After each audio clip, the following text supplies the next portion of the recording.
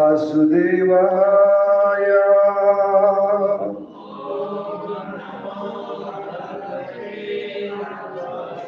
ओम नमो भगवते वासुदेवाय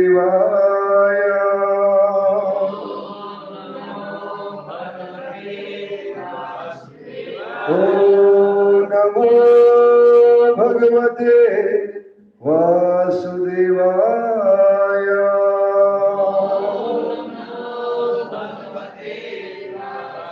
नारायणं नमस्कृत्य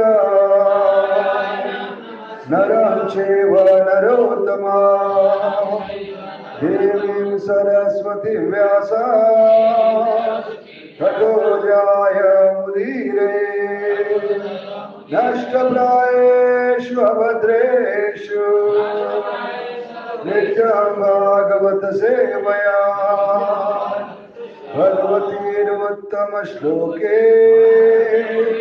भक्तिर्भवति नैष्टिकी कृष्णाय वासुदेवाय देवकी नंदनाय च नंदगोपकुमाराय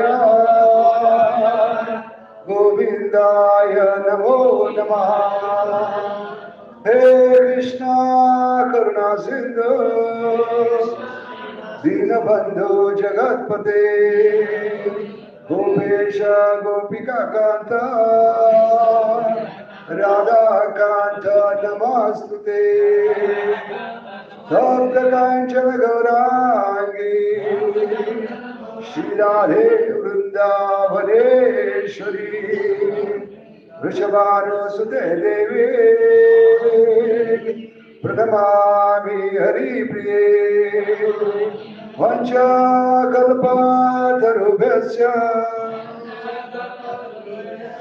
कृपा सिन्धुभ्येव च पतितानां पावनेभ्यो वैष्णवेभ्यो नमो नमः। नमो विष्णुपदाय कृष्णप्रेष्ठाय भूतले श्रीमते भक्तिवेदांत स्वामिनिति नामिने। नमस्ते सरस्वती देवे गौरवाणी प्रचारिणे निर्विशेष शून्यवादी भाष्यादेशधारिणे जय श्री कृष्ण चैतन्य प्रभु नित्यानंद श्री अद्वैत गदाधर शिवासदि गौर भक्तवृंद। हरे कृष्ण कृष्ण कृष्ण हरे हरे हरे राम राम राम हरे हरे। हरे कृष्ण कृष्ण कृष्ण हरे हरे हरे राम राम राम हरे हरे। हरे कृष्ण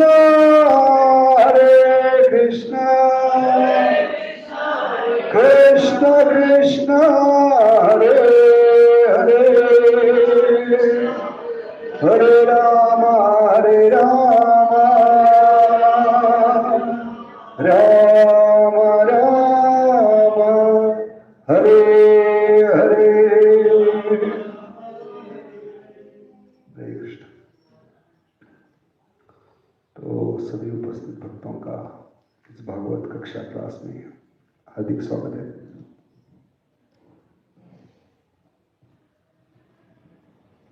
सुबह मुझे बताया गया 7 बजे, तो कुछ ज़्यादा तैयारी नहीं की, जो भी क्लास होगा स्पॉन्टेनियस कर सकते प्रयास करेंगे इसके बारे में थोड़ा बोलने का, और जो हमारा पिछले क्लास में बाकी है उसको आगे बढ़ाएंगे।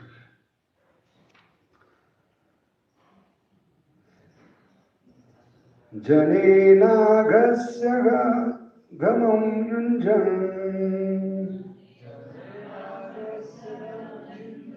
सर्वतोस्य च मद्भयम् साधूनां भद्रमेव स्याद् साधु दमने कृते जनेनागस्य युञ्जना सर्वे तोस्य च मद्भयम्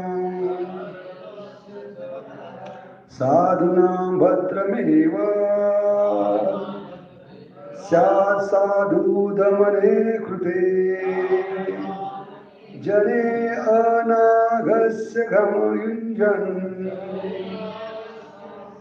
सर्वतो अस्य च मद्भयम् साधूनां भद्रमेव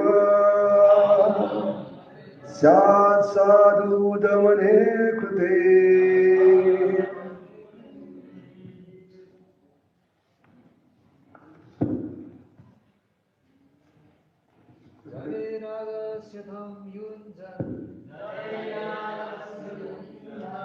सर्वतोस्य च मद्भयम् साधूनां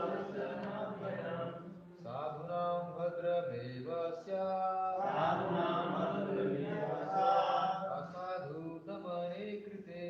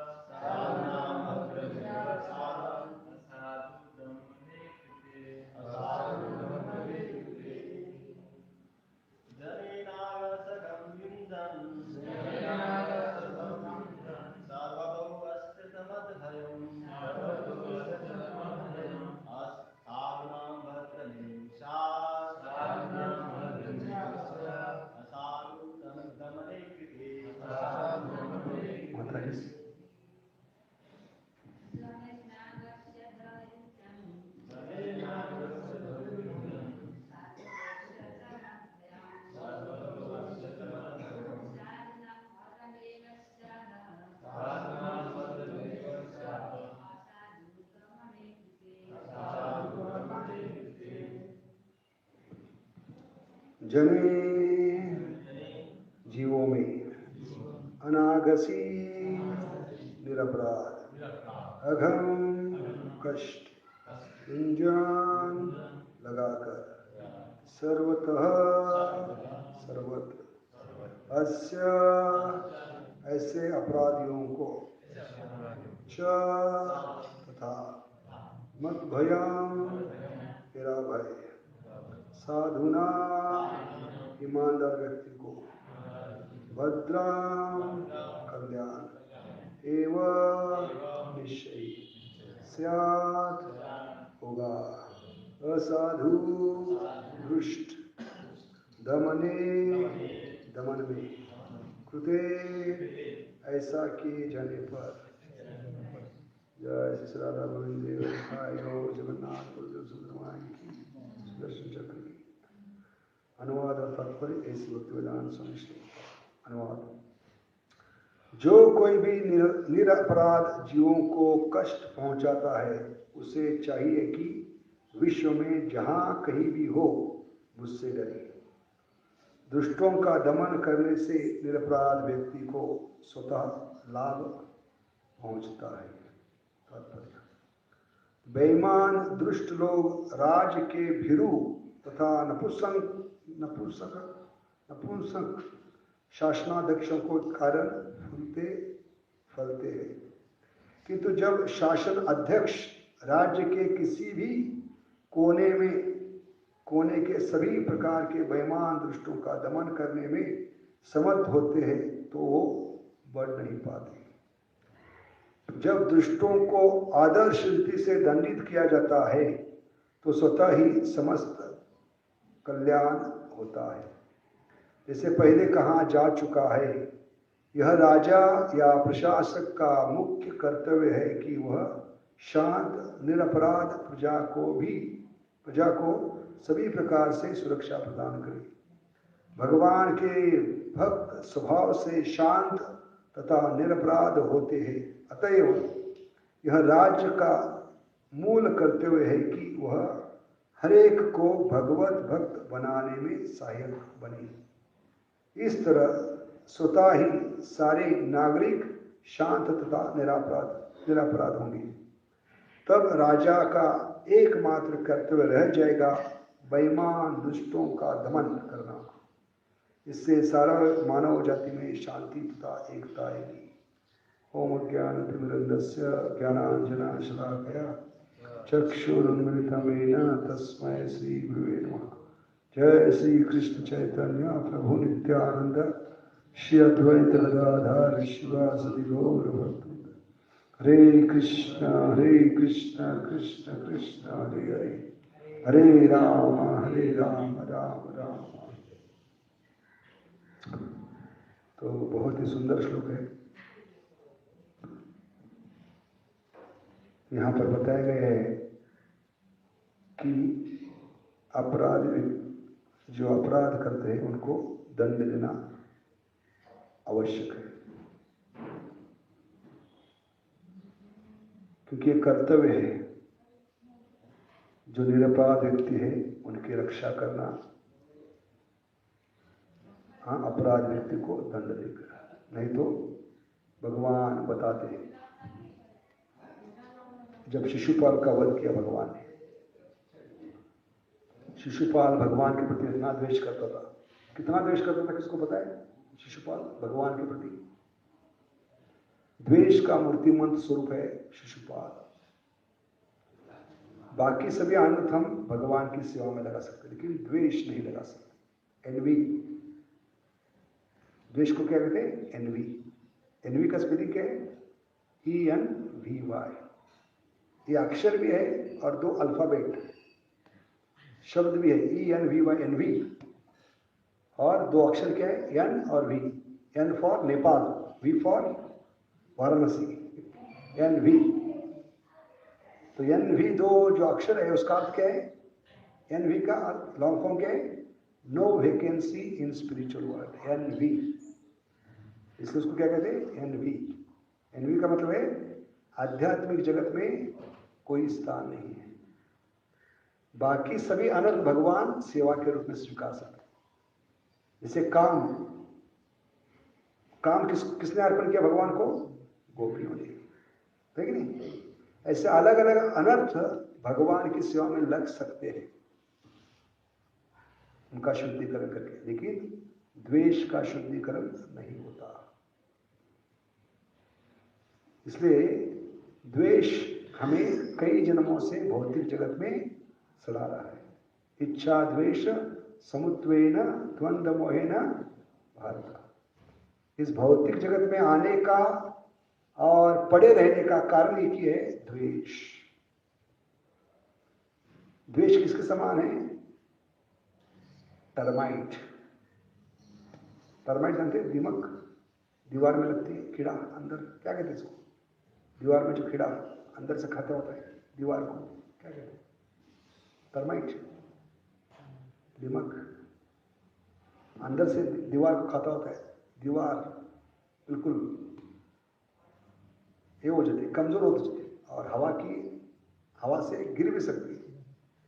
या बड़े बड़े पेड़ अंदर से खोखले हो जाते हैं, अंदर से वो कीड़ा पेड़ को खाता होता है।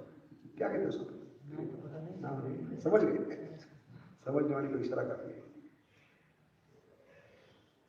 तो एनवी इस प्रकार है आध्यात्मिक जीवन में। एनवी हमें जो भी साधना कर रहे हैं, जप तप यज्ञ जो भी कर रहे हैं, उसको अंदर से खाती होती है, टर्माइट के समान। जैसे दीवार को अंदर से वो कीड़ा खाती होती है, पेड़ को अंदर से खाती होती है। ऐसे आप कितना भी माला करो, कितना भी सेवा करो, कितना भी धाम का तीर्थाटन करो, अगर अंदर द्वेष है, भक्ति आपको प्राप्त नहीं होगी।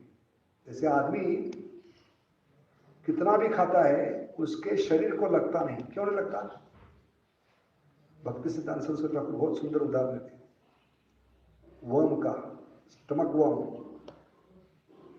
पेट में कुछ कृमि होती है। हरे कृष्णा, सीधा सीधा बैठो, फोटो है का। तो पेट में कृमि होते हैं, वो जंतु होते हैं, वो किसके समान है? एनवी के समान है। क्योंकि आदमी कितना भी खाता है, 5 किलो 10 किलो लुकड़ा की लुकड़ा, क्यों? इतना खाने पर भी उसके शरीर को क्यों नहीं लग रहा है? अंदर कीड़ा बैठा है। ऐसे अंदर कीड़ा बैठा है, वो क्या है? एनवी। इसलिए हमें भक्ति में दृष्टि पुष्टि क्यों नहीं बने?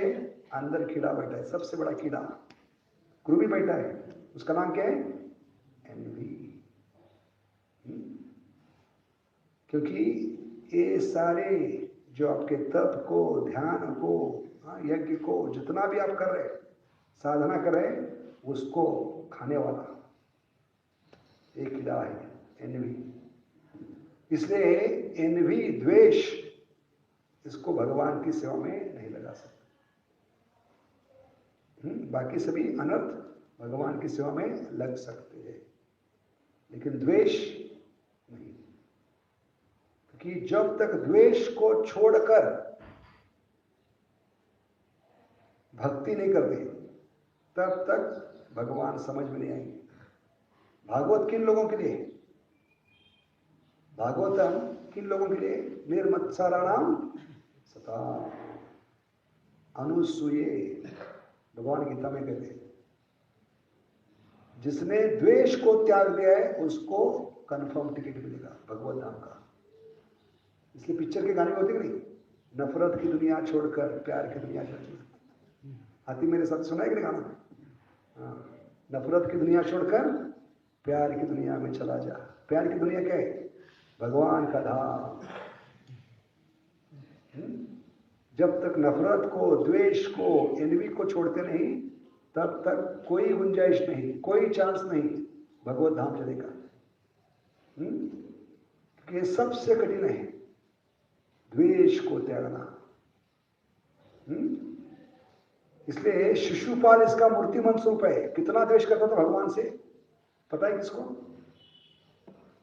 क्या ताकत थी शिशुपाल में? शिशुपाल जब पैदा हुआ तो उसको 4 हाथ थे। कितने? 4 हाथ, चतुर्भुज रूप में, और खुद को भगवान समझने लगा।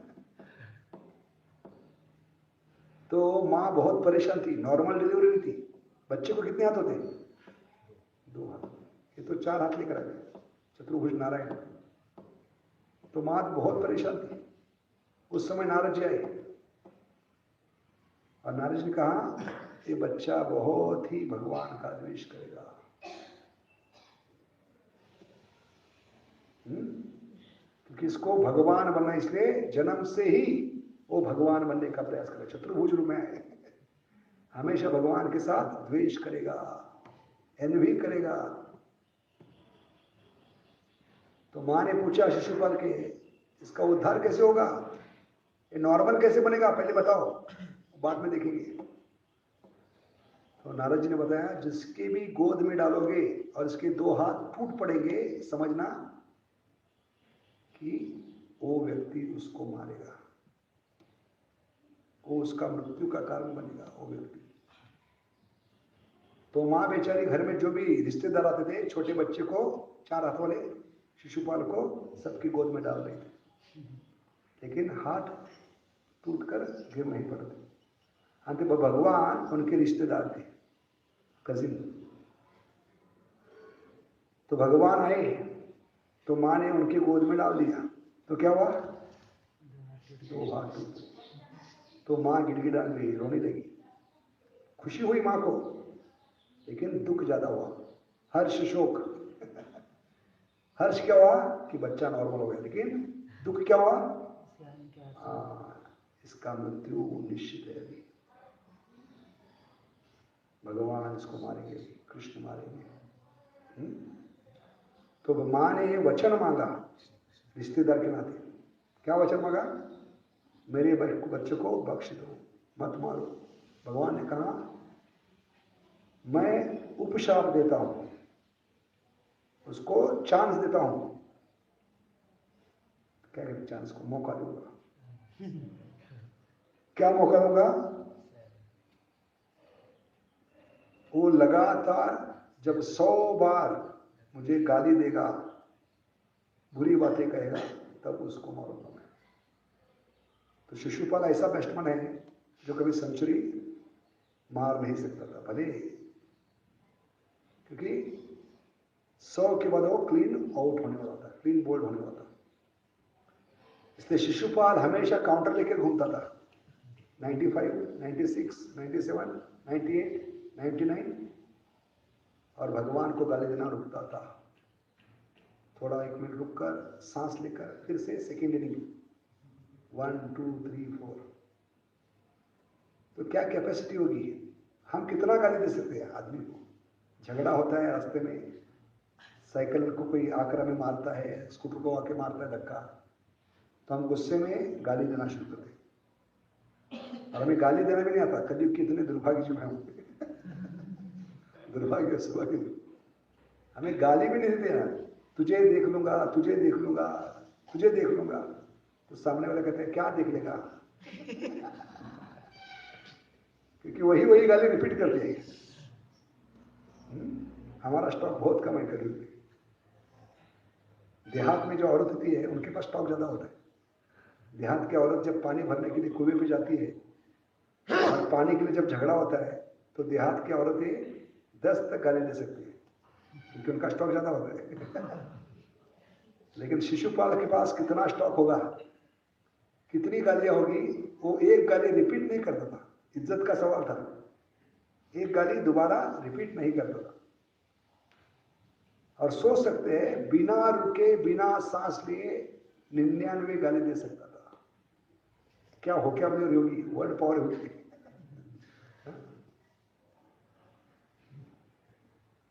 तो ऐसे शिशुपाल को भगवान ने अंत में कभी मारा? राजसी योग में। क्यों? क्योंकि उसके अपराधों का घड़ा भर चुका था, तो भगवान को दंड देना ही था उसको। क्या प्रॉब्लम था राजसी योग में? शिशुपाल उस दिन काउंटर भूल गया, और इस दिन कौन काउंटिंग कर रहे थे? भगवान। 95, 96, 97, 98, 99, 100, और भगवान ने 100 सेंचुरी मारती ही उसको क्लीन बोल्ड कर दिया। कितने सफाई से मारा?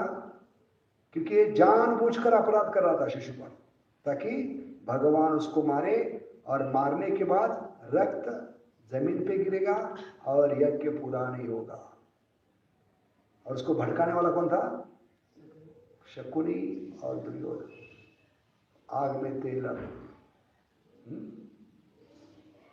तो दोनों की इच्छा थी, मामा शकुनी की और दुर्योधन की, कि शिशुपाल में इतनी ताकत है, भगवान को गाली दे सकता है।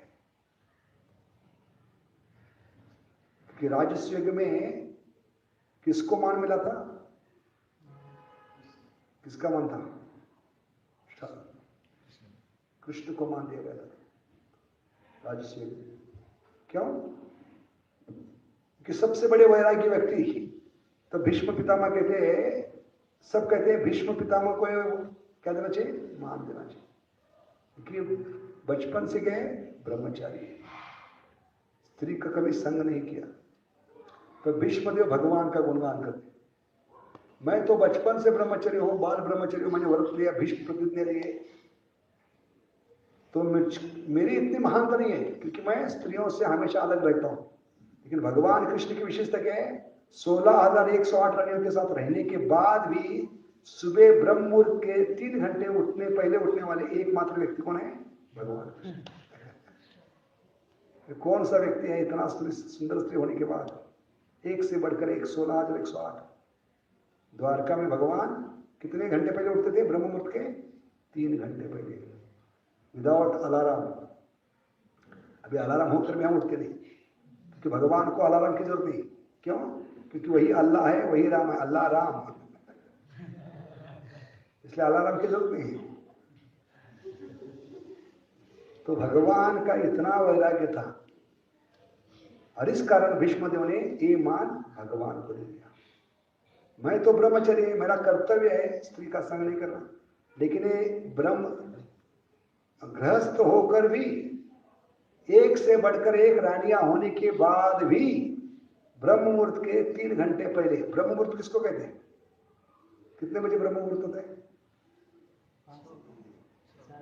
सूर्य उदय के 1.5 घंटे पहले और 1.5 घंटे के बाद। 1.5 कितना हो गया? 3 घंटे। ये प्रहर, इसको प्रहर कहते हैं।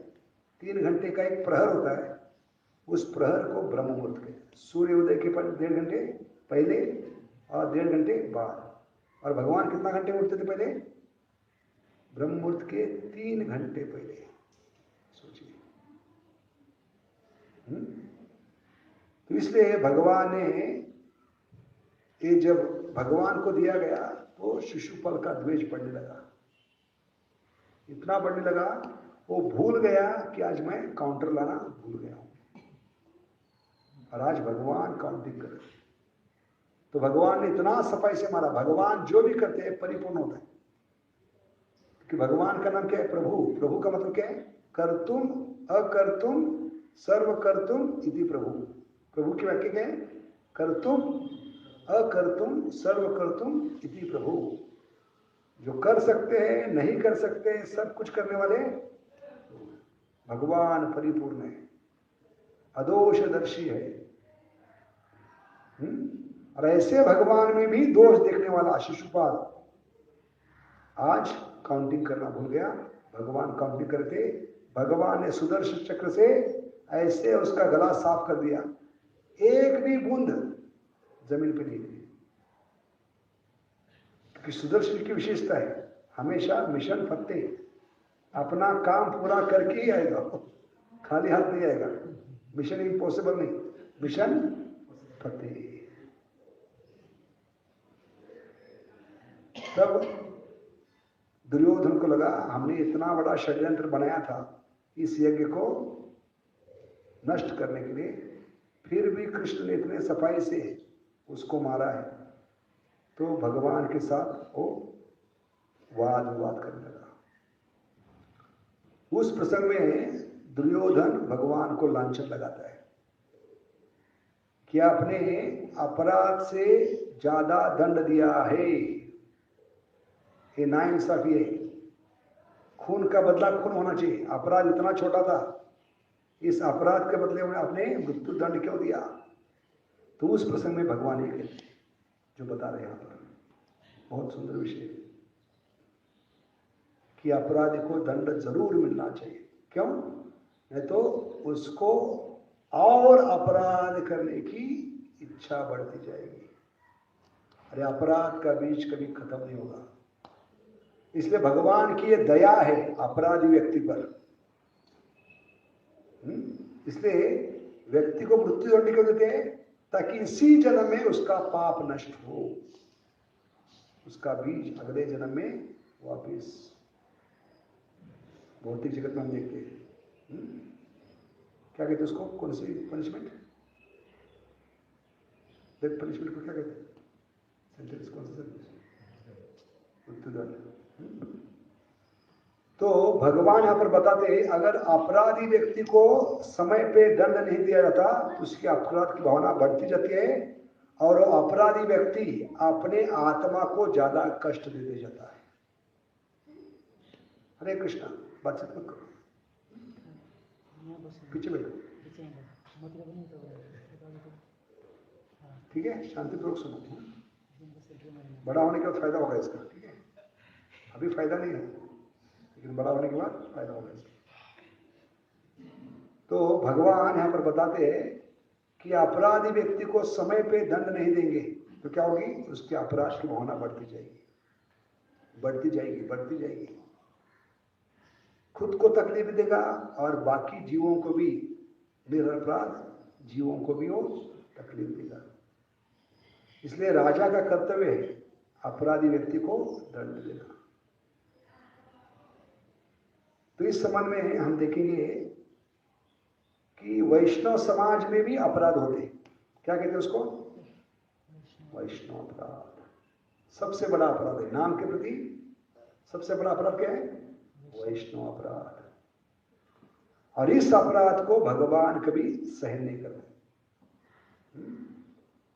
तुम स्थाने अपराधे नाही परित्राण, हरि स्थाने अपराध तारे हरि नाम।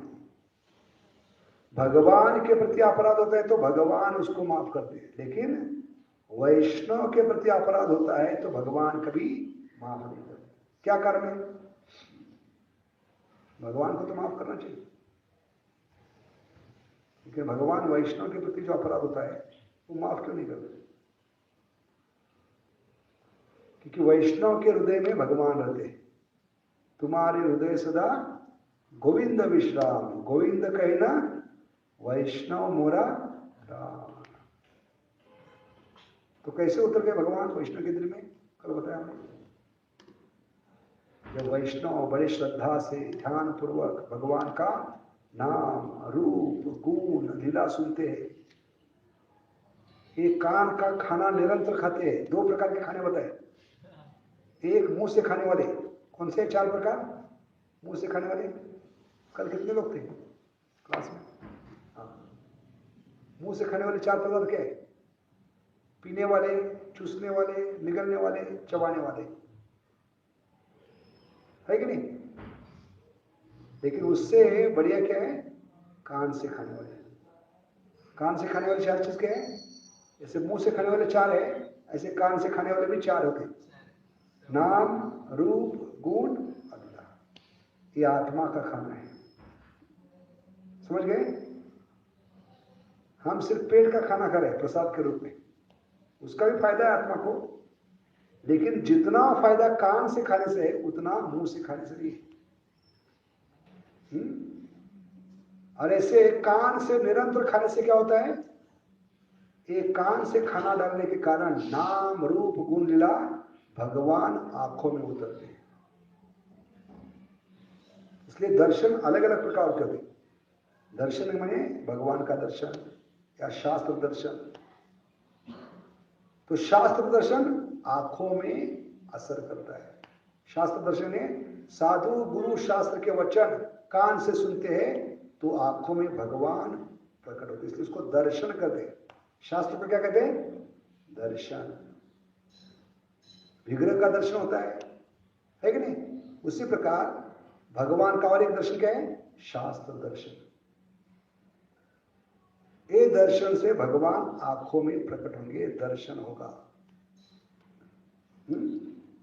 इसलिए बहुत जरूरी है।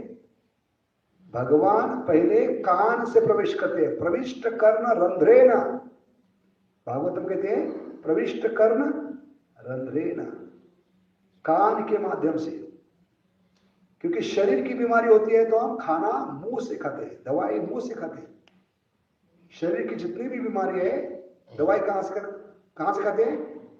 मुंह से। लेकिन शरीर के ऊपर जो बीमारी है, मन की बीमारी, बुद्धि की बीमारी, अहंकार की बीमारी, आत्मा की बीमारी, उसकी दवाई मुंह से नहीं, कहां से? कान से।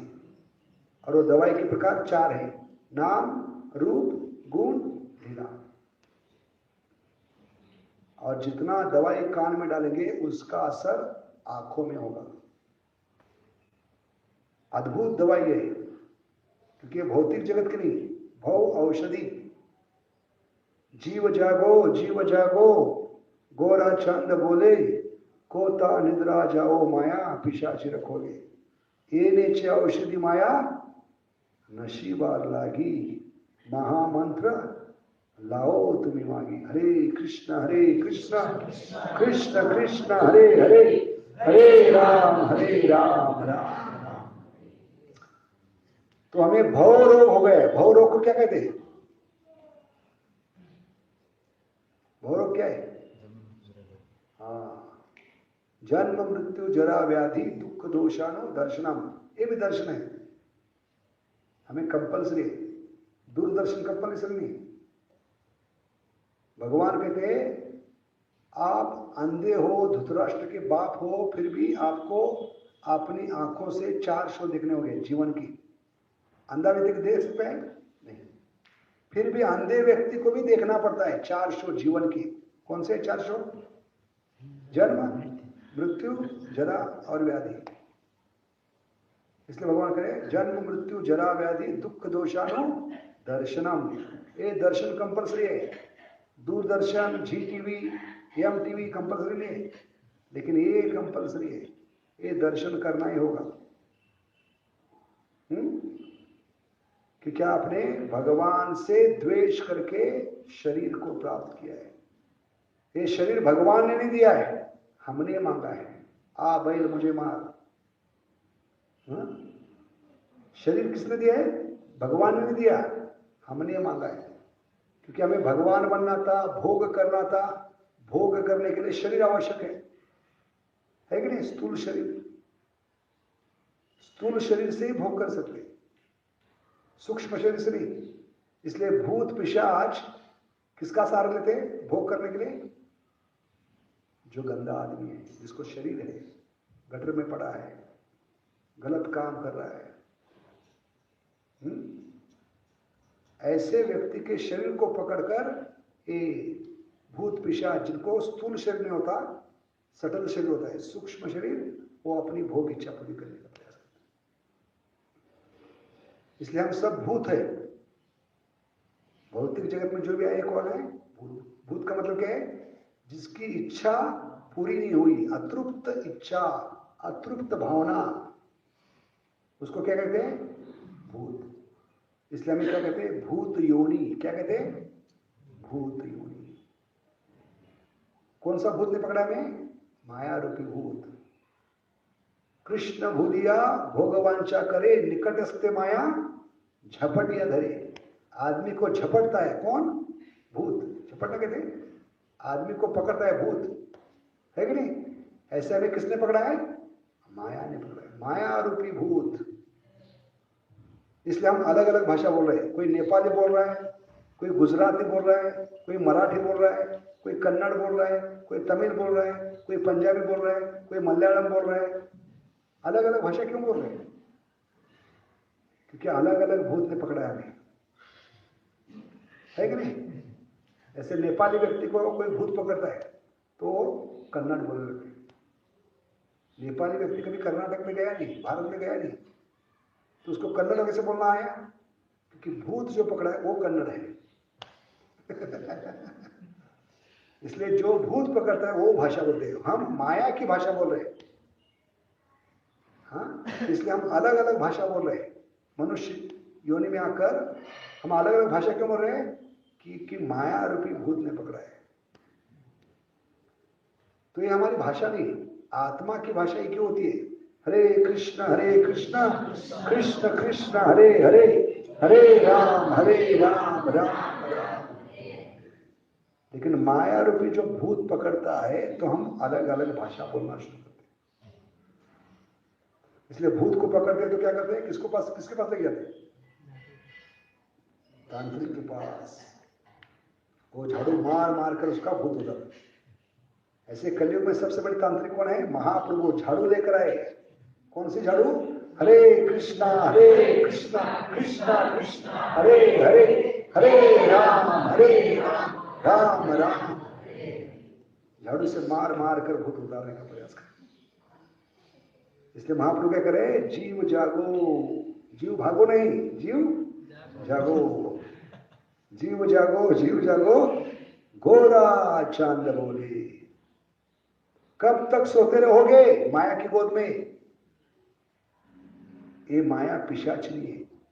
पिशाचनी का मतलब क्या है? जो बच्चों का खून चूसती है, पीती है, उसको पिशाचनी कहते हैं। ऐसे तुम्हारा कॉन्शियसनेस, तुम्हारी भावना, तुम्हारी श्रद्धा, तुम्हारी भक्ति पी रही है, चूस रही है। इसलिए जागो। मैं दवाई लेकर आई, क्योंकि कहते हैं मैं तुम्हारी सच्ची मां हूं। कि महाप्रभु की मां कौन थी? सच्ची मां। तो कहते हैं मैं भी सच्ची मां हूं। सच्ची मां मीन्स हाँ, रियल मां, सच्ची मां। ये जो माया है वो क्या है? सौतेली मां है आपकी। कौन है? सौतेली मां। बच्चे को किसके गोद में सोना चाहिए? मां की गोद में सोना चाहिए। तुम क्यों? माया की गोद में सोए हो। जीव जागो, जीव जागो, गोरा चांद बोले।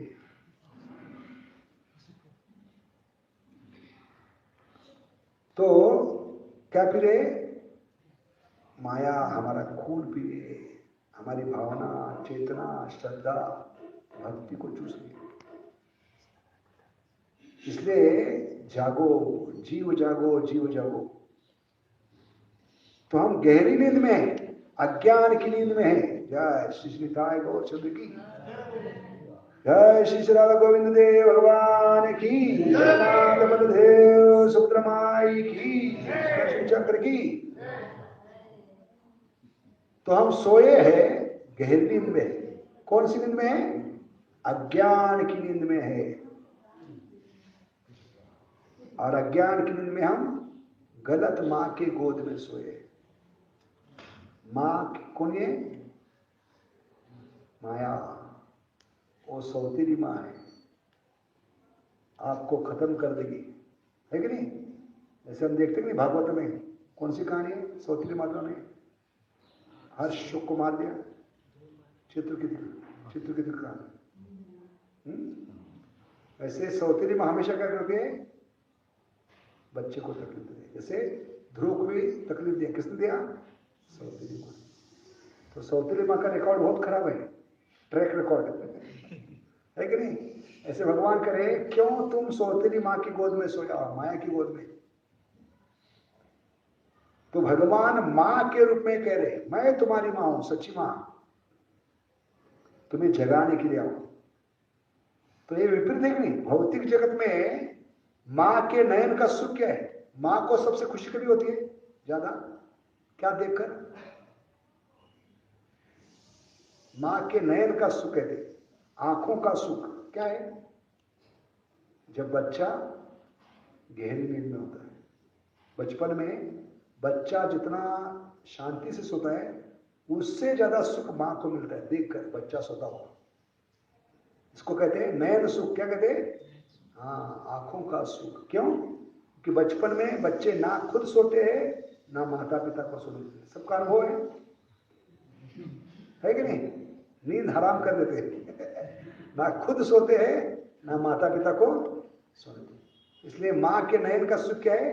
बच्चा जब गहरी नींद में होता है। लेकिन महाप्रभु ऐसी मां है जो आकर चिमटी निकालकर हमें जगा रहे। जीव जागो, क्या कारण है? मां को तो ऐसा नहीं करना चाहिए। मां को खुशी होना चाहिए, बच्चा सो रहा है गहरी नींद में। लेकिन गौरांग महाप्रभु, चैतन्य महाप्रभु ऐसी मां है जो आकर जानबूझकर चिमटी, क्या कहते हो, पिंच, क्या कहते पिंच को? चिमटनी, चिमटनी, चिमटनी, चिमटनी निकालकर हमें जगा रहे, चिमटा। तो क्या मां इतनी क्रूर है? बच्चे का सोना उसको देखा नहीं जाता? मां को तो खुशी होनी चाहिए बच्चा सोने में। लेकिन महाप्रभु क्यों जगा रहे हैं? चिमटनी देकर, चिमटा देकर क्यों जगा रहे हैं? क्योंकि हम गलत गोद में सोए हैं, माया की गोद में सोए हैं। समझ गए? इसलिए हमें जगाने के लिए आए हैं, और जगाने के लिए दवाई लेकर आए। क्योंकि मां कभी कभी सोते हुए बच्चे को चिमटनी देकर जगाती है। क्यों वो जगाती है? बता सकता है? कितनी माता यहां पर कि बच्चे कभी कभी बच्चे को चिमटनी देकर उठाना पड़ता है? क्यों?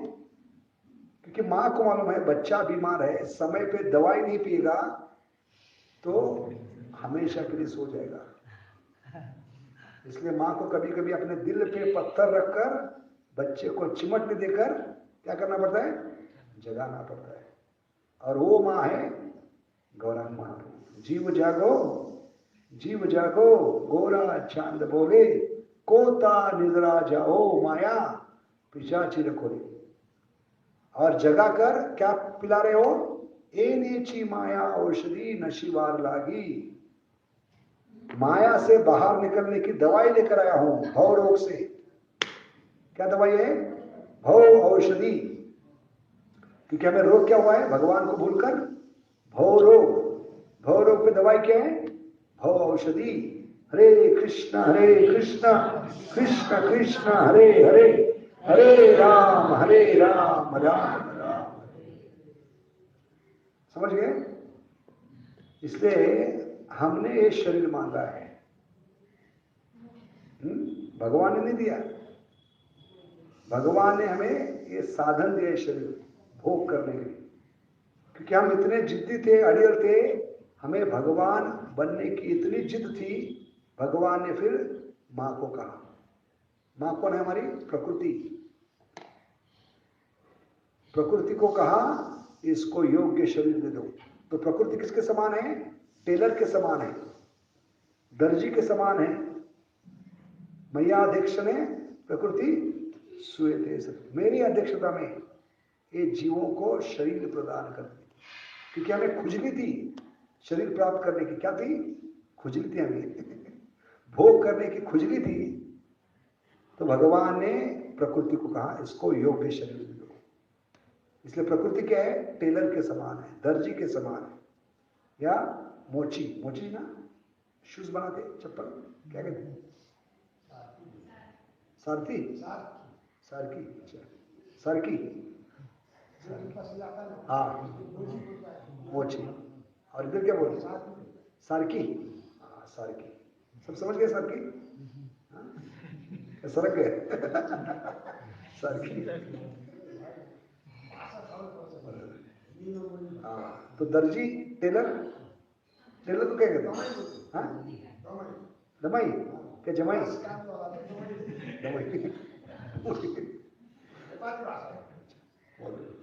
दमाई और सारकी क्या है? प्रकृति। क्यों? क्योंकि टेलर के पास जाते हैं, जो माप देते हैं, क्या कहते हैं? मेजरमेंट, उसके हिसाब से आपका कुर्ता बनेगा, ब्लाउज बनेगा, है कि नहीं? तो पैसा नहीं देंगे उसको। या मोची के पास जाते हैं, जो 7 नंबर का जूता माप दिया है वही 7 मिलेगा। जब जूता लेने के लिए जाएंगे तो एक 7 नंबर, एक 8 नंबर नहीं मिलेगा। ऐसे प्रकृति क्या है? नेचर क्या है? सरकी और क्या है?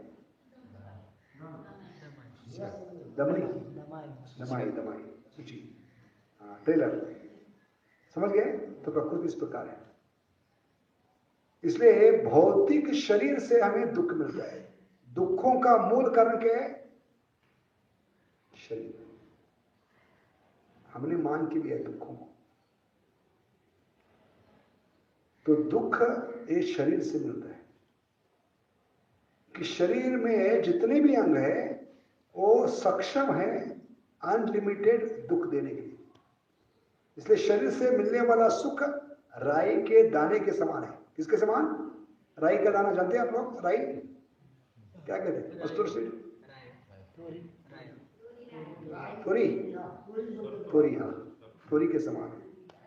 सुख शरीर से मिलने वाला तोरी के समान है, और दुख ये पहाड़ से बना, हिमालय पहाड़ से बना। तो सुख बहुत ही मर्यादित है और दुख अमर्यादित है। सबूत क्या है? ये उंगली,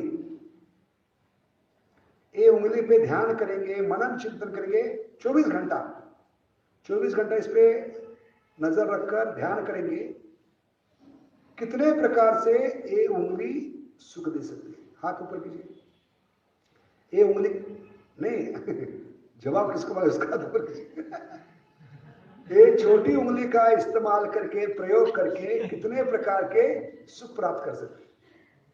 किस किस के लिए काम आती है ये उंगली? ये उंगली किस किस के लिए काम आती है? इसका उपयोग, इसका सुख।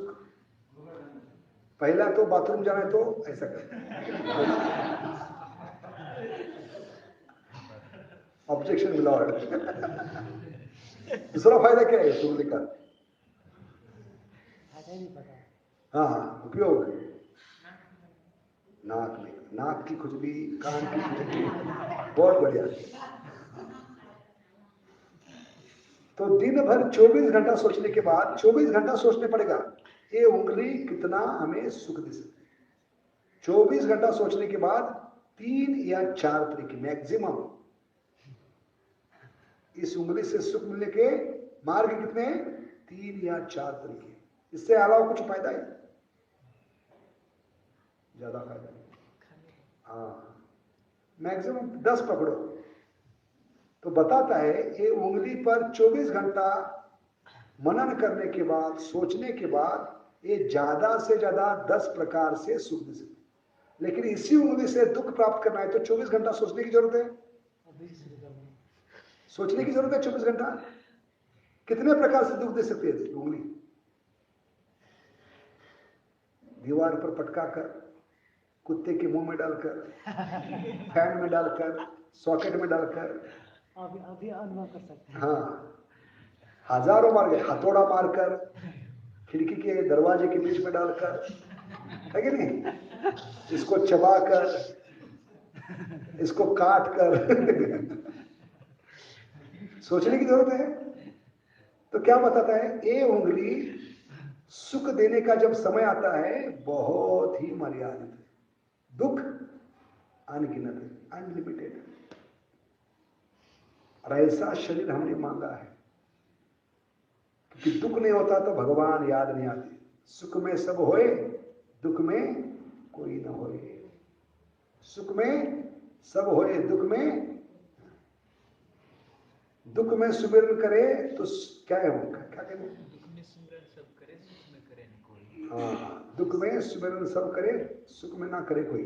हाँ, आगे। सुख में सुमिरन करे उसे दुख काहे को होई। हाँ, सुख में सुमिरन करे तो उसको दुख काहे होए। कितना सुंदर बताया। तो भगवान की अनुकंपा है हमें। ये क्या दिया है? दुखालयम अशाश्वत। दुखालय का मतलब है पूरा दुकान है, दुखों का खान है, दुकान। दुखालय शरीर। तो सुख में हम भगवान को याद नहीं करते, दुख में ही भगवान याद आते हैं। ये इसलिए मर्त्य लोक में ही भक्ति हो सकती है। स्वर्ग लोक में इतना सुख है कि भगवान याद नहीं आते। इसलिए स्वर्ग लोक में भक्ति करना बहुत कठिन है। हमारा सौभाग्य है इस मर्त्य लोक में हमारा जन्म हुआ है। ये दुखों के कारण भगवान के पास आते हैं। 4 प्रकार के लोग भगवान के पास आते हैं। कौन कौन से? अर्थो, अर्थार्थी, जिज्ञासु, ज्ञानी। हाँ, तो पहला प्रकार है दुखी लोग। तो दुख का मतलब क्या है? सुख और दुख की व्याख्या क्या है? सुख का मतलब है पब्लिक पार्टी। सुख क्या है? Public party. और दुख क्या है? Private funeral. क्या है? समझ गए? फ्यूनरल को क्या कहते हैं? शोक सभा। यस। शोक सभा में कितने लोग होते हैं? क्योंकि वहां पर प्रसाद नहीं होता, आदमी मरने के बाद प्रसाद नहीं होता उस घर में, तो बहुत कम लोग जाते हैं प्रसाद नहीं होगा तो लेकिन पार्टी होगी तो बहुत लोग जाएंगे क्योंकि खाना है। इसलिए भौतिक जगत क्या है? खाना भी है और एक पागल खाना भी है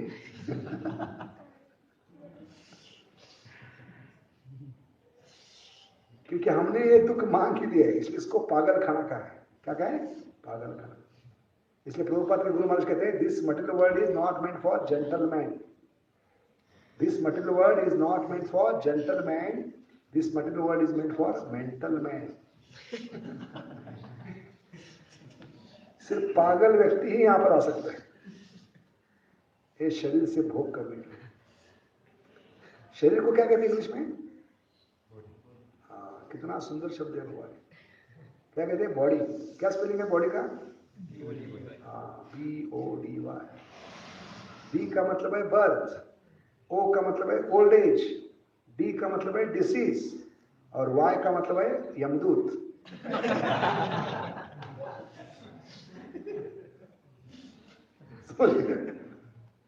कितना सुंदर शब्द है। ये 4 अक्षर पे भी ध्यान करेंगे तो साक्षात्कार हो जाएगा, भगवत धाम जाएंगे हम। Body, birth, old age, disease and यमदूत। बॉडी।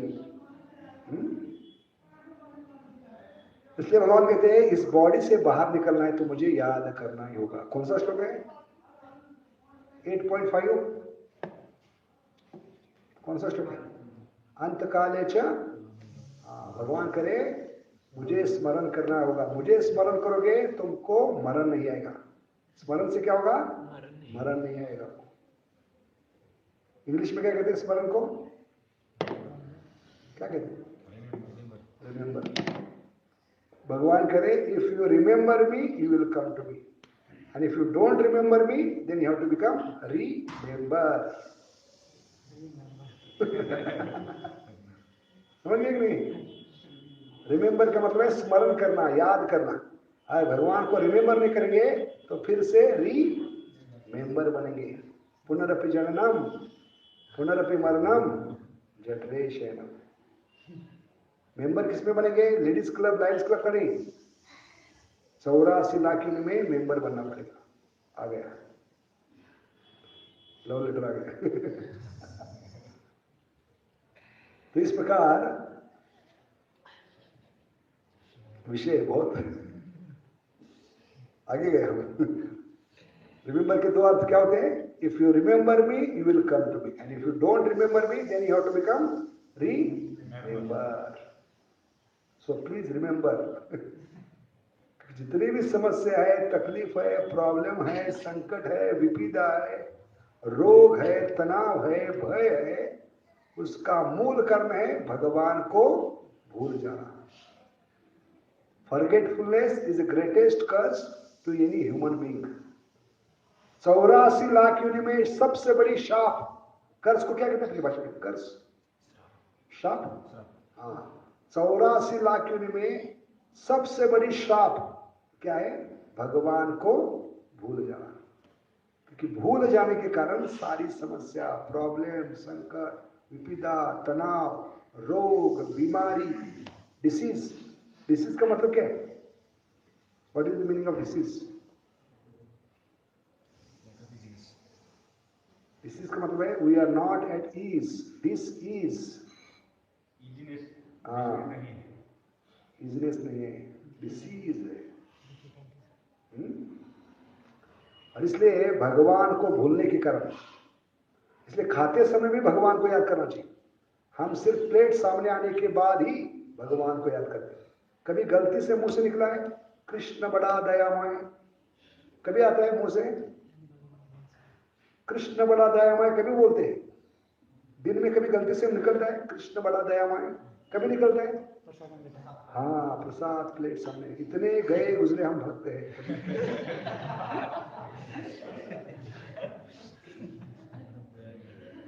कितना नीचे गिरे हैं देखिए।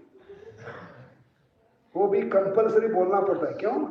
क्योंकि बाजू का भक्त सोचेगा प्रभु जी 25 साल से है, महाप्रसाद नहीं आता, तो लोक लज्जा के लिए हमें बोलना पड़ता है कृष्ण बड़ा दयामय।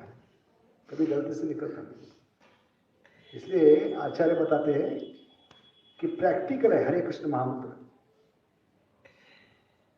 खाते समय मुंह में जो भी डाल रहे हैं उसको कितने बार चबाना चाहिए? डॉक्टर कहते हैं अगर हमारे दवाखाना नहीं आना है, हमारा थोबड़ा नहीं देखना है, हमारा चेहरा नहीं देखना है, प्रामाणिक डॉक्टर है, भक्त डॉक्टर है, तो क्या कहेगा?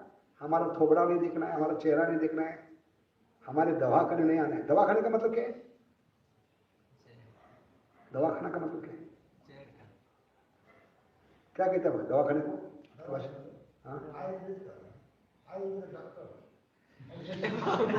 दवाखाना, डिस्पेंसरी, दवाखाना समझ गए? दवाखाना शब्द कहां से आता है? दबा के खाना। दबा के खाने से क्या होता है? जितना दबा के खाते हैं पेट की बीमारी के कारण, फिर तो दबा के खाने से दवाखाना शब्द आता है। इसलिए भक्त डॉक्टर तो कहते हैं दवा खाना नहीं आना है, दवा नहीं खाना है, दवा खाना नहीं आना है, दवा नहीं खाना है। तो एक काम करो, मुंह में जो भी डाल रहे हो कितनी बार चबाओ? कितनी बार? 32। क्यों? क्योंकि हर एक दांत को कुछ ना कुछ काम धंधा चाहिए। नहीं अंदर बैठे है वो डेरा डालकर, तो 32 दांतों को कुछ ना कुछ काम धंधा चाहिए। इसलिए डॉक्टर कहते हैं प्रामाणिक है भक्त तो उसको 32 बार चबाओ, और वो डॉक्टर भक्त है वैष्णव है तो और ज्यादा के क्या कहते हैं 32 बार जब चबाते हो तो भगवान की कृपा से क्या बोलो 2 मंत्र बोलो, क्योंकि हरे कृष्ण महामंत्र में कितने शब्द हैं 16। तो मुंह में जो भी डालते उसको चबाते समय क्या बोलना है 2 मंत्र बोलना है, हरे कृष्णा कृष्णा कृष्णा हरे हरे हरे राम राम राम। जो भी करेगा डॉक्टर का थोबड़ा नहीं दिखेगा, उसको बीमारी छू नहीं पाएगी, क्योंकि वो कार्य आध्यात्मिक बन गया, भगवान को अर्पण कर रहे। अंदर जो भगवान बैठे वैष्णव क्या कहते हैं, जटागणी को क्या कहते हैं, कौन से, हाँ वैष्णव, उनको अर्पण करें, स्वाहा कर रहे हैं आप मंत्र बोलकर। यज्ञ में स्वाहा कहते कि नहीं, ऐसे मुंह में यज्ञ कुंड, इसमें डालते समय 16 2 मंत्र बोल रहे तो यज्ञ हो गया। अंदर जो बैठे भगवान अग्नि के रूप में, कौन से अग्नि, वैष्णव, ओ भगवान संतुष्ट होंगे और आपका यज्ञ सफल होगा, आपको बीमारी छुएगी नहीं। तो मुंह में जो निवाला डालते हैं, मॉर्सल डालते हैं, 2 मंत्र प्रैक्टिकल। दूसरा क्या है, जो भी सांस ले रहे हर सांस के साथ भगवान का नाम। अभी हर सांस के साथ भगवान का नाम क्यों लेना चाहिए, क्या कर रहे हैं, क्यों लेना चाहिए हर सांस के साथ भगवान का नाम, क्योंकि कौन सी सांस आखिरी होगी पता नहीं। तो बुद्धिमान व्यक्ति क्या सोचता है, शायद ये मेरी आखिरी सांस हो। सांस जानते हैं, हाँ वो सांस नहीं, हाँ उसको भी सांस कहते हैं। किसको कहते हैं, पत्नी की माँ को सांस कहते हैं ना उसको, सांस। तो ये सांस, ये नाक से जो कर ले रहे हैं उसको, क्यों, क्योंकि कौन सी सांस आखिरी होगी पता नहीं। इसलिए बुद्धिमान व्यक्ति अंत में जो करना है अभी से क्यों नहीं, हरे कृष्णा कृष्णा कृष्णा हरे हरे हरे राम। और तीसरा प्रैक्टिकल है, हर कार्य में भगवान का नाम। कहां बताया गीता में, हमें हर कार्य में भगवान का नाम जोड़ना चाहिए। माम अनुस्मर युद्धच, क्योंकि भगवान को भूलकर भौतिक जगत में जो भी कार्य करे वो तीर मारने के समान है। हर क्षण हम युद्ध भूमि पर है। मन षष्टानी प्रकृतिस्थानी कर्षति। अर्जुन सिर्फ 18 दिन के लिए युद्ध भूमि पे थे, हम कलयुग के नमूने पूरा जीवन युद्ध भूमि पे। मां के गर्भ से लेकर स्मशान जाने तक युद्ध शुरू है। मन का विचारों के साथ, मन का भावनाओं के साथ, मन का इच्छाओं के साथ, घर में, ऑफिस में, ट्रेन में, बस में युद्ध शुरू है। ऐसा एक भी क्षण नहीं कि हमारे जीवन में युद्ध शुरू नहीं। इसलिए ये श्लोक हमें ज्यादा लागू होता है, माम अनुस्मर युद्ध।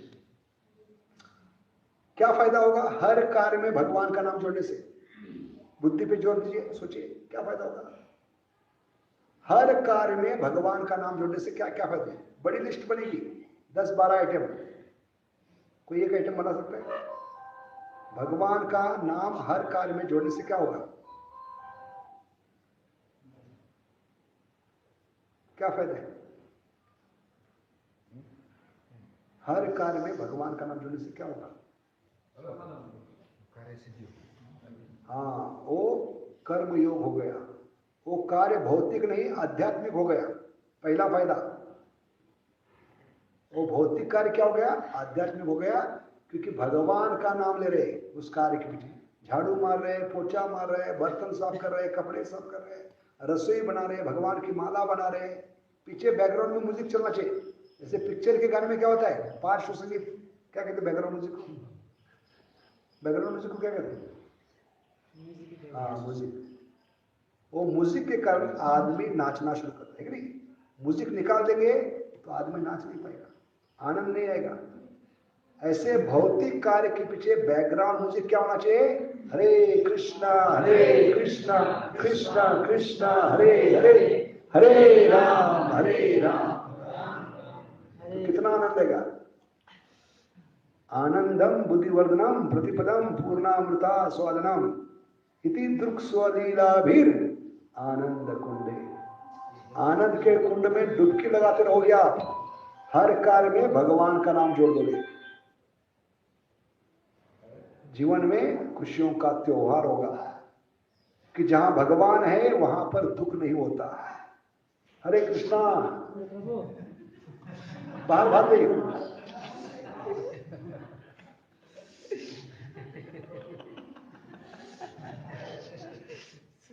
हम जोड़ने का बता रहे हो, तोड़ने का बता रहे हैं। कितना माया का प्रभाव है, यहाँ से उठा दीजिए। क्योंकि मोबाइल बच्चे के समान है। जैसे बच्चा होता है तो माँ को बाहर लेके जाना पड़ता है और उसका चुम्बन लेकर लुल्लू लुल्लू करके कहते थोड़ा देर बैठ शांत हो जाओ। ऐसे मोबाइल को साइलेंट करना पड़ता है क्योंकि मोबाइल तो बच्चे के समान है, वो माँ को बाहर लेके जाता है, ये बाप को लेके जा रहा है। कितनी ताकत है। नहीं जाना था फिर भी जाना पड़ा मोबाइल के लिए, क्योंकि मोबाइल बच्चे के समान। बच्चा जैसे माँ को कथा में से उठा कर लेके जाता है, ऐसे मोबाइल बच्चे के, और माँ बाहर जाकर के करती है, उसका चुम्बन लेती है, लुल्लू करती है, थोड़ा देर शांत हो जाओ। ऐसे मोबाइल को साइलेंट करना पड़ता है। तो क्या बता रहे थे हम? हर कार्य में भगवान का पहला फायदा है वो भौतिक नहीं होगा, आध्यात्मिक होगा। कोई भी कार्य कर रहे, रसोई बना रहे, कोई भी कर रहे, समझना है ये मेरी आखिरी सेवा है। भगवान या भक्त के संबंध में जो भी कार्य करे उसको क्या समझना है? ये मेरी आखिरी सेवा है। डरा नहीं रहे, ये वास्तविकता है। क्योंकि अगले क्षण की हमें गारंटी नहीं, अगला भागवत क्लास अटेंड करने के लिए वापिस आएंगे के लिए गारंटी नहीं, ठीक नहीं? जाते जाते राम नाम सत्य हो सकता है, हार्ट अटैक कुछ भी हो सकता है। इसलिए पूरी शक्ति लगाना है। मानस देह जो कुछ मोर अर्पितुत्वा पदे नंद किशोर नाम नामकारी बहुधा निज। भगवान ने शक्ति लगाई, अब हमारी बारी है हर कार्य में भगवान का नाम लेना। फायदा क्या होगा? किसी भी कार्य में मृत्यु आएगी, डायरेक्ट भगवत धाम, नॉन स्टॉप। हाँ, वेटिंग नहीं, आरएस नहीं, कंफर्म टिकट। अंत काले चल, क्योंकि शरीर त्यागते समय जो कार्य कर रहे हैं उसमें अगर भगवान को याद करेंगे तो क्या होगा? भगवत धाम की प्राप्ति। दूसरा फायदा। तीसरा फायदा क्या है? जीवा को आदत लगेगी, कान को आदत लगेगी, मन को आदत लगेगी, है कि नहीं? इसलिए भगवान का नाम जोड़ने से नुकसान नहीं है, फायदा ही फायदा है हर कार्य में। इसलिए हर कार्य में पूरी शक्ति और भगवान का नाम लगाना। ये दो चीज लगाने से हम मृत्यु के सिर पे पैर रखकर भगवत धाम जा सकते। जैसे ध्रुव महाराज, वो निरंतर भगवान का नाम लेते, इसलिए उनमें ताकत क्या थी? वो मृत्यु, उनको विमान में चढ़ने के लिए सीढ़ी नहीं थी। किसके सिर पे पैर रखे उन्होंने? मृत्यु के सिर पे पैर रखकर विमान में चढ़े। ऐसे मृत्यु की पराजय कर सकते हैं क्योंकि हम तैयार होंगे हर कार्य में भगवान का नाम लेकर हरे कृष्ण कृष्ण कृष्ण हरे हरे, हरे राम नुकसान कुछ नहीं, फायदा ही फायदा है कि नहीं? अरे मनुष्य जीवन की परिपूर्णता है। अंत काले क्षमा अंते नारायण स्मृति। इसलिए 3 प्रैक्टिकल टिप्स है। दुनिया इधर की उधर हो जाए, फिलॉसफी, लेक्चर, भक्ति समझ में आए ना आए, एक ये 3 प्रैक्टिकल चीज करना है। क्योंकि ये कंपल्सरी है। खाना कंपल्सरी है, खाते हैं तो मुंह में निवाला डालते हैं तो 2 मंत्र बोलिए। सांस लेना है कि नहीं? है कि नहीं? खाना तो है सबको, खाने के बिना कोई जी सकता है? नहीं। खाना है तो 2 मंत्र बोलो, मुंह में जो भी डाल रहे, और जीने के लिए सांस लेना आवश्यक है। हर सांस के साथ भगवान का नाम लो, और हर कार्य के साथ कार्य तो करना ही। आत्मा शांत नहीं बैठ सकता। नहीं कश्चित क्षणमपि जातु चित्त, आत्मा एक क्षण भी शांत नहीं बैठ सकता। जैसे प्रभु जी बैठिए, आत्मा एक क्षण भी शांत नहीं बैठ सकता। तो कार्य करना है, खाना है और सांस लेना है, ये कंपल्सरी है। तो क्यों ना इसमें भगवान को जोड़ दे और मृत्यु की तैयारी करे, वो बुद्धिमत्ता है। और ये करेंगे तो हमसे अपराध नहीं होंगे वैष्णव। ये 3 चीजों को ध्यान रखेंगे तो किसी भी हालत में हम अपराध नहीं करेंगे, क्योंकि इससे हमारी अपराध की भावना नष्ट हो जाएगी। क्योंकि निरंतर हर सांस के साथ भगवान का नाम ले रहे तो लोगों का गलती देखने के लिए समय कहाँ होगा। हर कार्य में भगवान का नाम ले रहे तो गलतियां ढूंढने के लिए समय कहाँ होगा, है कि नहीं। इसलिए कीर्तनीय सदा हरि कभी संभव है। ये 3 प्रैक्टिकल चीज, तृणादपि सुनिचे न तरोरीव सहिष्णु अमानीन मानदेन कीर्तन से। कीर्तन शब्द का मतलब होता है ये 3 ही चीज करे, सांस ले रहे, खा रहे, कार्य कर रहे। और इसमें अगर भगवान को जोड़ देंगे तो 24 घंटा भगवान का नाम लेना संभव है। और 24 घंटा अगर भगवान का नाम ले रहे तो अपराध की भावना कहां से जन्म लेगी, अपराध हो ही नहीं सकता। इसलिए यहां पर बताएं अपराध से बचने के लिए हमें क्या करना चाहिए, भगवान का निरंतर नाम, हरे कृष्ण कृष्ण कृष्ण हरे हरे, हरे राम। ऐसे जो निरंतर भगवान की सेवा में है, खाते समय, सांस लेते समय, कार्य करते समय, उसको यमराज दंडित नहीं करते, क्योंकि उसने कुछ अपराध नहीं किया है। वो यमराज के अधीन नहीं होता, विष्णु के अधीन। यमराज उसको पकड़ नहीं सकते या डॉक्टर उसको पकड़ नहीं सकते। इसलिए यमराज से बचना है, डॉक्टर से बचना है, तो हमें ये 3 कार्य करना है। खाते समय 2 मंत्र, हर सांस के साथ 1 मंत्र, और हर कार्य में भगवान का नाम जोड़ना, हरे कृष्ण कृष्ण कृष्ण हरे हरे, हरे राम राम। बोलो कृष्ण भगवान की, बोलो केर प्रेमधन हरिनाम संकीर्तन की। तो माफ करना, इतनी तैयारी नहीं की, जो भी स्पॉन्टेनियस था बताने का प्रयास किया। कुछ गलती हो तो माफ कर देना। हर एक लाइन लाइफ का इम्पोर्टेंट था। अरे मैंने जो हारा था वो ही बोल रहे थे। प्रैक्टिकल चीज कीजिए, भक्ति इज प्रैक्टिकल। राज विद्या राजगुह्यम पवित्रमिदम उत्तमम। प्रत्यक्ष का मतलब है प्रैक्टिकल। प्रत्यक्ष क्या है? प्रत्यक्ष अवगमम सुसुखम कर्तुम। ये 3 प्रैक्टिकल चीज करेंगे तो हर क्षण खुशियों का त्योहार होगा, जीवन में कभी दुख नहीं होगा। इसलिए प्रभुपाद का नारा क्या था, chant Hare Krishna and be happy. इसका सूत्र बताया आज। What is the meaning of chant Hare Krishna and be happy? ये प्रैक्टिकल 3 चीज, हर निवाले पे 2 मंत्र, हर सांस के साथ 1 मंत्र, और हर कार्य में भगवान का नाम, हरे कृष्ण कृष्ण कृष्ण हरे हरे, हरे राम राम। तो कोई प्रश्न है? एक प्रश्न ले सकते हैं। काल गलती किया था। काल गलती किया? काल ने गलती किया क्या आपने के लिए?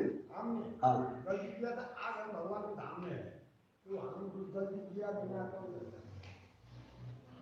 क्या बोले? ये गलती कर गलती कर मानसिक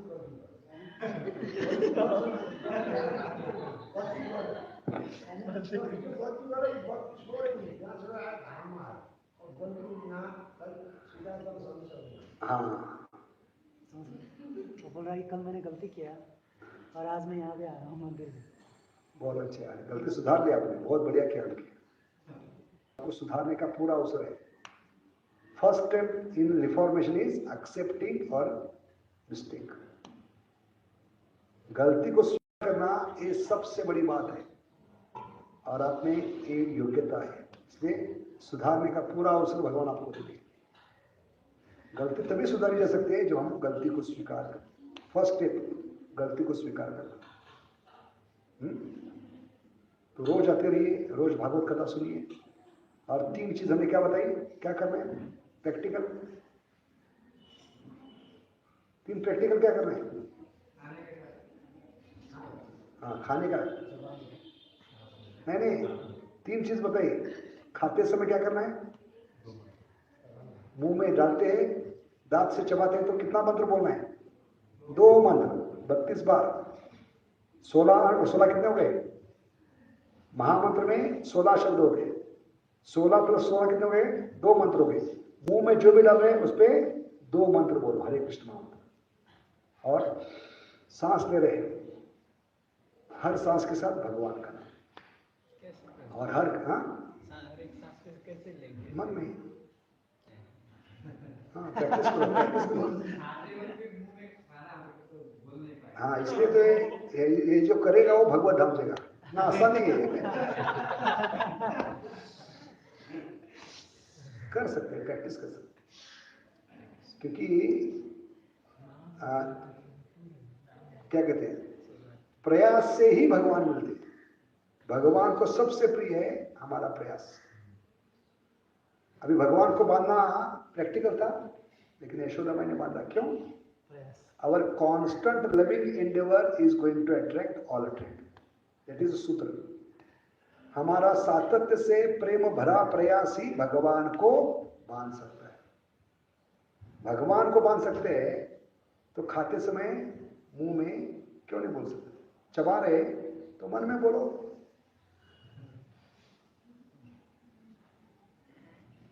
प्रैक्टिस करो, प्रैक्टिस से सब कुछ होता है। भक्त के जीवन में इम्पॉसिबल शब्द नहीं होता डिक्शनरी में, क्योंकि भगवान उसके साथ में। यत्र योगेश्वर कृष्ण यत्र पार, वहां विजय निश्चित है। हाँ, परम विजय थे श्री कृष्ण सिंह। और संकीर्तन कर रहे दांतों के साथ, करताल बजा रहे है कि नहीं? तो भगवान क्यों नहीं प्रकट होंगे? शुरू करो अभ्यास। एक जन्म का नहीं, कई जन्मों का प्रैक्टिस है। कम से कम अभी शुरू करना है। अगर आकाश को छूना है तो कम से कम छत को छूने का प्रयास करना चाहिए, है कि नहीं? हम बोने हैं, वामन है। वामन की क्या ताकत है बोने व्यक्ति की? आकाश को छू पाए। लेकिन वो कम से कम छलांग मार कर प्रैक्टिस कर सकता है कि नहीं छत तक पहुंचने का? उसमें हाइट बढ़ी उसकी। ठीक है, अभ्यास कीजिए। और यही भगवान कह रहे हैं, अभ्यास और वैराग्य। अभ्यास क्या है? ये 3 चीज। वैराग्य क्या है? विषय वस्तु से मन को दूर रखना। 2 ही चीज।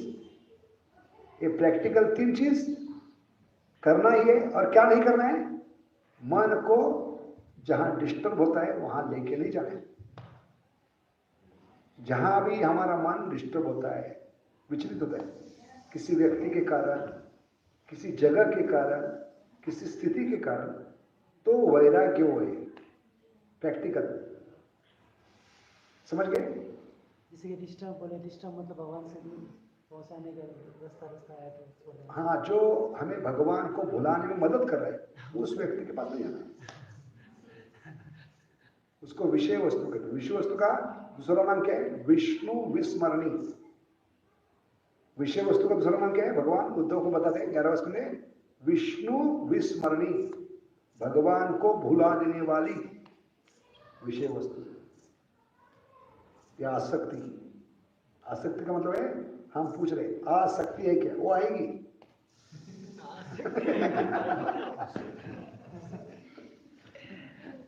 समझ गए?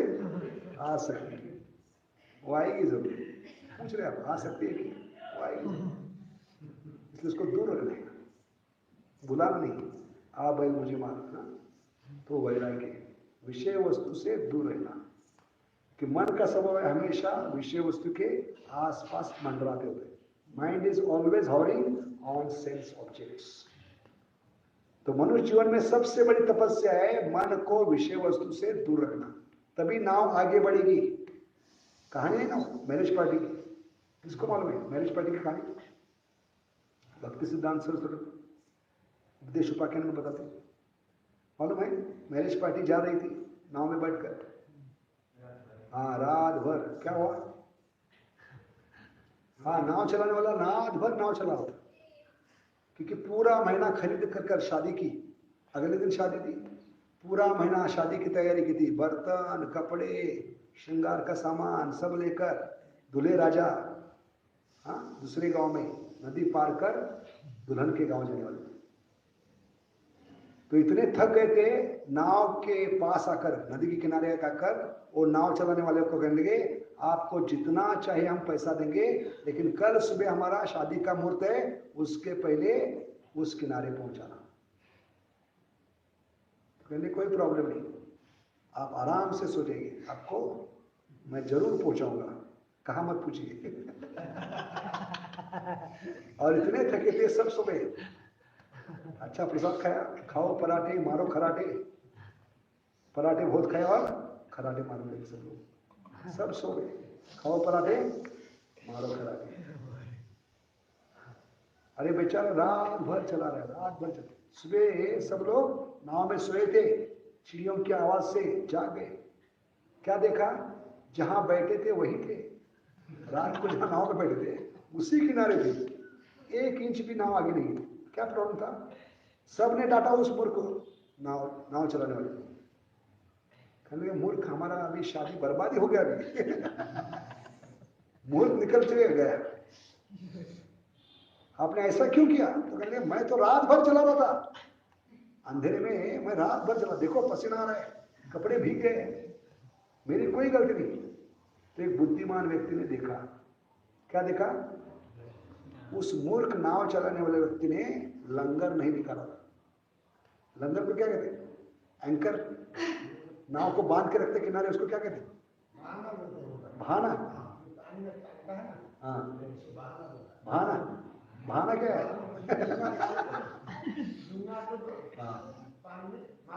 हाँ, भाना, भाना, हाँ जो भी है एंकर, उसको निकालना भूल गया। तो क्या सिखाते हैं भक्ति सिद्धांत जी?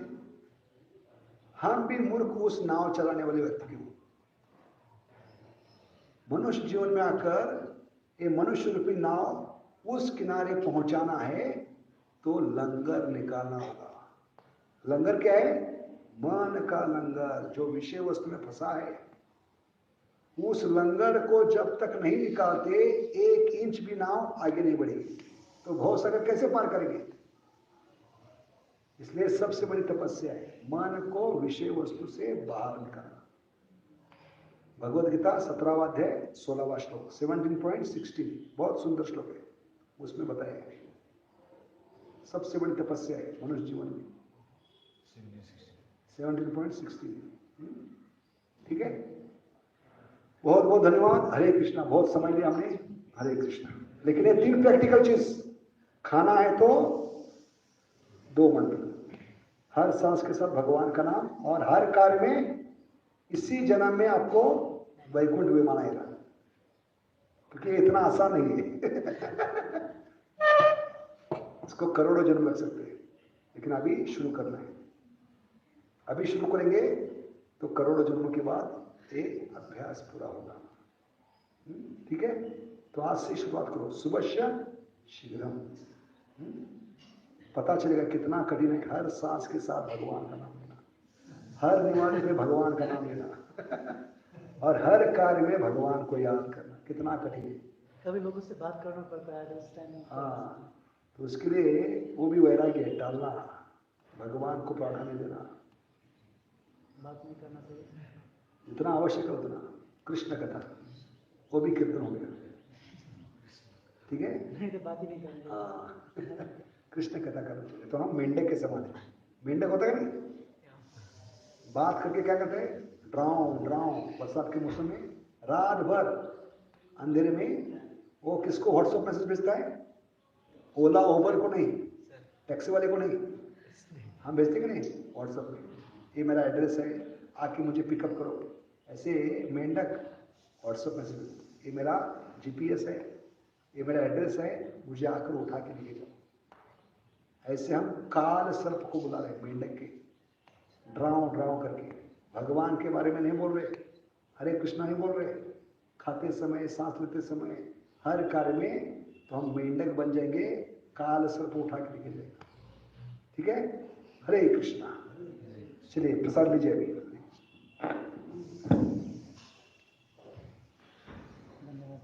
अभी प्रैक्टिकल है, देखो कितना प्रैक्टिकल है भक्ति। अभी जो बताया भगवान ने आपको चांस दिए। भगवान कितनी कृपा है सबूत है। अभी लेक्चर सुनते ही भगवान